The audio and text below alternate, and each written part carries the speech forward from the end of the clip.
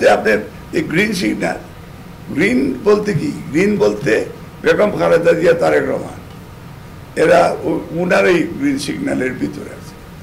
এর বাইরে standing committee যারা আছে তাদের প্রতি আমাদের একটা রেসপেক্ট রয়েছে, তাদের সাথে কোনো কম্পিটিশন নেই।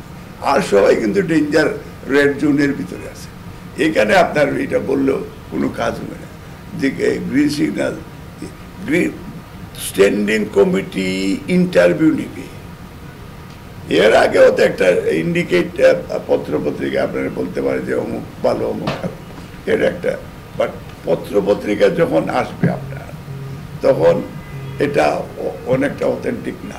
নির্বাচনের সময় ক্যান্ডিডেটে দুর্বল ক্যান্ডিডেট যারা, তাদের বলয় শক্ত করার জন্য, তাদের নিজের মানে সেলফ প্রমোট করার জন্য এই ধরনের ফালতু নিউজ করে।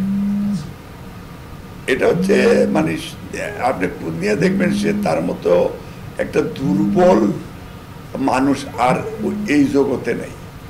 সে আপনার কাছে দৌড়াবে, ভাই আপনি সাংবাদিক, ভাই এক কাপ চা খাওয়াবো, আপনি আমার একটু উঠে দেন, যাতে আপনার এলাকায় আপনার নামটা দেয়, পত্রিকা আসছে ওই বেটারে তো নমিনেশন দিয়ে দিচ্ছে। এগুলি হলো যে ফাঁকিবাজি। যারা শুরুতেই ফাঁকিবাজি করে, এ রাষ্ট্রের জন্য কি করবে, এ ভবিষ্যৎ ফিউচার দেশের জন্য কি করবে, দলের জন্য।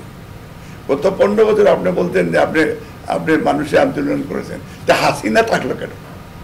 হাসিনার বিরুদ্ধে আপনি কি করেছেন?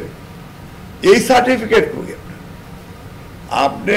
এই যে ফেসিস্টের বিরুদ্ধে এই যে কোমলমতি ছাত্রছাত্রীরা জীবন দিয়ে গেছে, তার ফ্যামিলি তারে জিজ্ঞেস করে কনসিকুয়েন্সটা কি। আপনি স্যুটটাই পরে আসছেন, আওয়ামী লীগের সাথে রাত্রে বসে চা খাইছেন, মিয়া ফাইজলামি করেন। আপনার চেয়ে ভালো মানুষ এই এলাকায় নেই। আমি তো আপনার প্রতিমা না, আপনিও আমার প্রতিবেন না যদি এই ধরনের খোঁজ।